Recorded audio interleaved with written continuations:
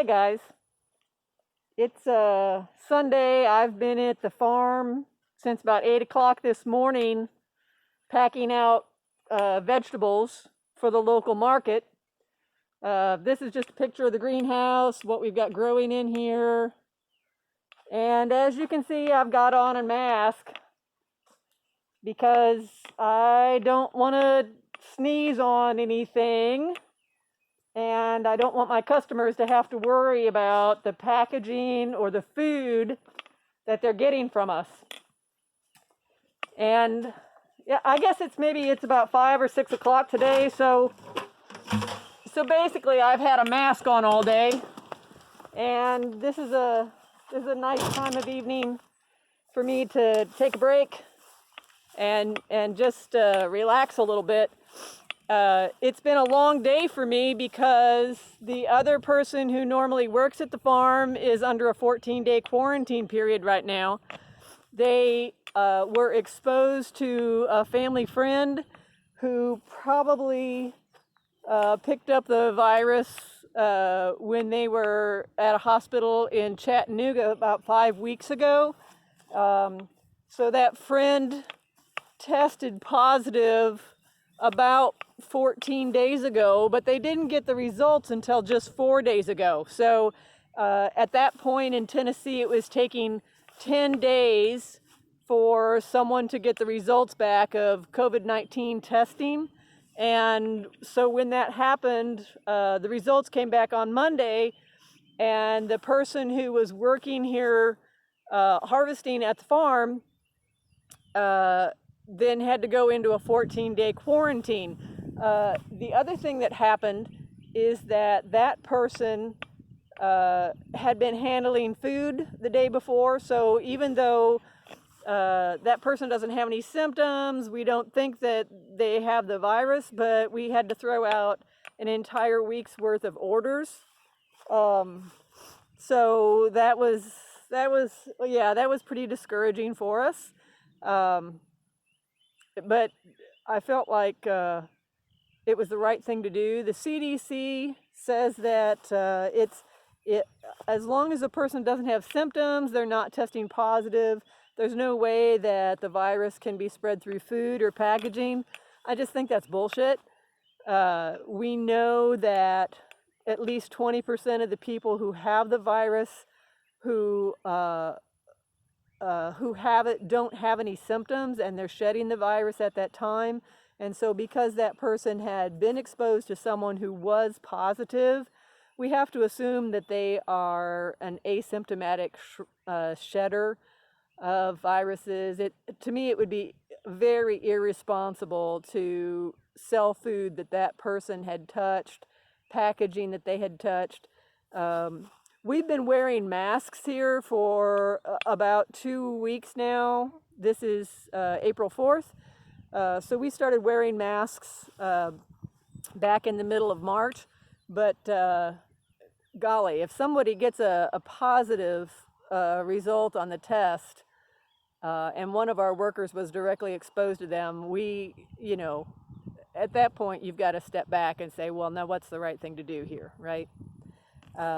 So I had part of the week off last week. That was a surprise to me. I just left the farm and didn't come. I only just did the minimal amount of things that had to be watered here. Wipe down faucets and door handles and just the things that I had to touch. And basically, I just stayed away from the farm for 3 days in case the person who worked here, if they go positive, then you have to assume that you have to assume that every surface that they've touched or come into contact with is contaminated. Wow. It's been a real revelation to me. I have to say that I feel like I'm in, my health is fairly robust. I'm not terribly worried about getting the virus and dying from the virus. It seems to me the numbers are, for someone my age who is in good health, the risk is extremely low that I would die from this. But my bigger concern is now I've got somebody, half of my staff is gone on a 14-day quarantine, and I've still got food packed out. The other thing that I'm concerned about is now, so what happens if the person who's on quarantine develops any symptoms or has to get tested and then they go positive? Then I have to be on a 14-day quarantine too. So a big part of what farmers are dealing with right now is what's that backup plan look like? You know, who's going to come in here and know which trays of new seedlings need watered, what should be planted next in what bed, what soil tests need to be done, where the amendments are. I'll just say that there are 1,000 little decisions that are made on a farm on any given day. It is as much an art as it is a science. And the decision about what has to be done on a particular day has to do because the farmer is observing what's happening in the field at that time. How does that crop look? Does it need water today? Can it wait until tomorrow? What does the weather look right now? Is it a good day to cultivate? You know, you only want to cultivate if you're going to have a nice sunny day so that the weeds that you've disturbed actually die. So if you were going to cultivate and then get rain afterwards, you just wasted all your time, right? So there's 1,000 little decisions that get made on a farm by the farm manager, farm operator, the head grower, things like that. And so when those people are gone from the farm because they're under a quarantine, it's just a big problem about who's going to step in and do that. Who could possibly come in and know what needs to be done? Know where, you know, how do they know where everything is?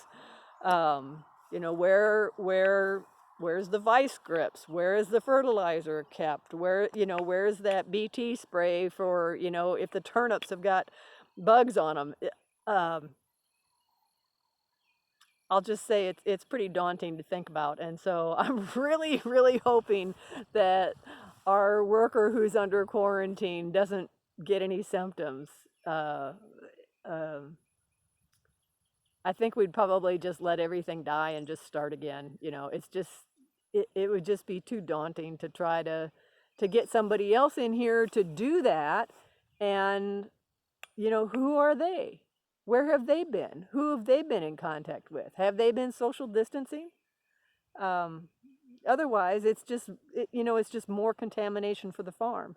Are they going to be careful? Will they wear a mask when they're harvesting? You know, are they taking this seriously? So a lot of our customers are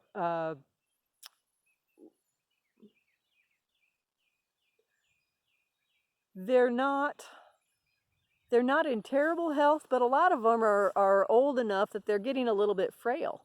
So I feel like I have a responsibility to make sure that the food that's going to them and the packaging that they touch, all of that, has got to be non-contaminated. It's just got to be clean. So at our farm, like most farms, you know, when we're packing, we're harvesting, we're washing, we do a triple wash process. The first two sinks have the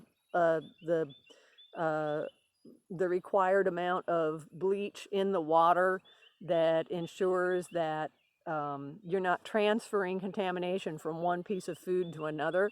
So that's just a standard protocol for us. All of our surfaces are wiped down with sanitizers. You know, we wash our hands all the time. And so the food safety protocols that happen at our farm, like most farms, are pretty robust anyway. So I don't feel like there's a lot of extra things that we have to do. It's just that now, this week, I'm doing them by myself, right? And normally I have help. The other thing that's interesting to me about this whole virus thing is that our orders at the local market last week, they doubled. That was from normal. That was the order that we had to throw out. And so this week they've quadrupled, right? So I'm doing 4 times the amount of work with half the number of people, and there's a lot of paperwork and reporting that isn't getting done. There's a lot of emails that aren't getting answered. That's just going to have to wait until the market order is filled. That's our primary responsibility right now. The other thing is that we normally have a crew of 10 work study students who are here to help with the harvest, the wash, pack, delivery, all of that. And so they're not here either, of course. All of you that are watching this, many of you are at home. You probably know somebody who works at the farm. And so, dang, we really miss having our crew here.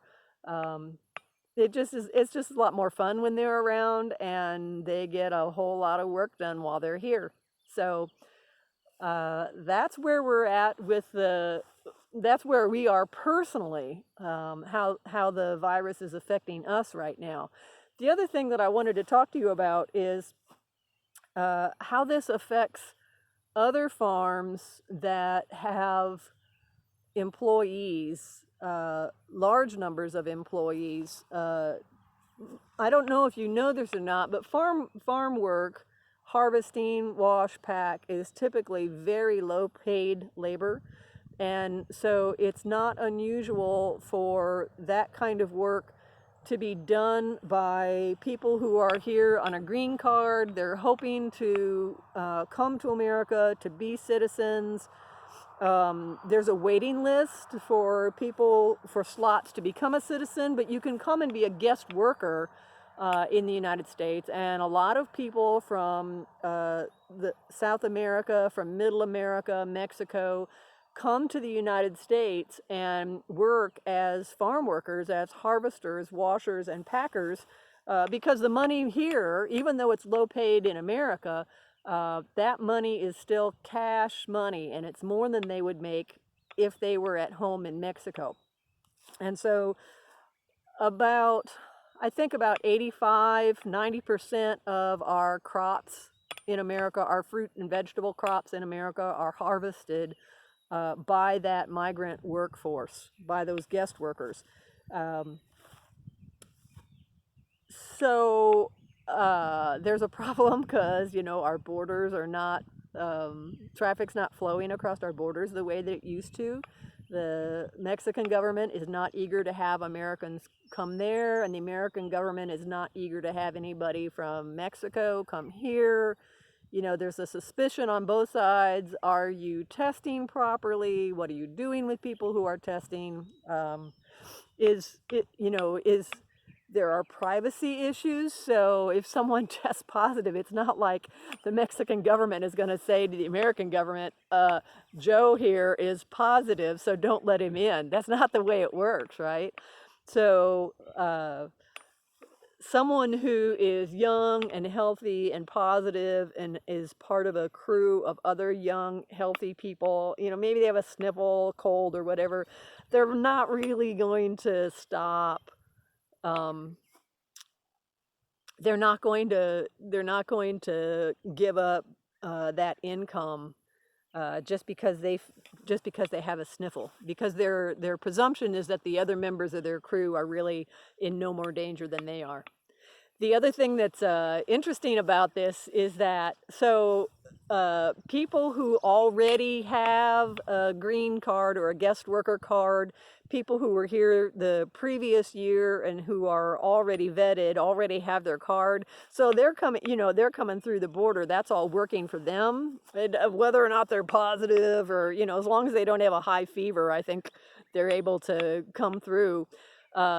The interesting thing about this is that transport for guest agricultural workers in the United States it doesn't happen in a social distancing kind of way. It's a bus ride, basically, shoulder to shoulder, to come across the border, and then traveling from farm to farm is a place where you're going to be exposed to everybody else who's in your crew.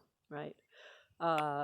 There's probably a lot of pressure for anybody who is positive to not report to the farm owner, maybe not report to the crew leader. It's number one is that if you're the person who's positive, you really don't want to give up 2 weeks worth of income.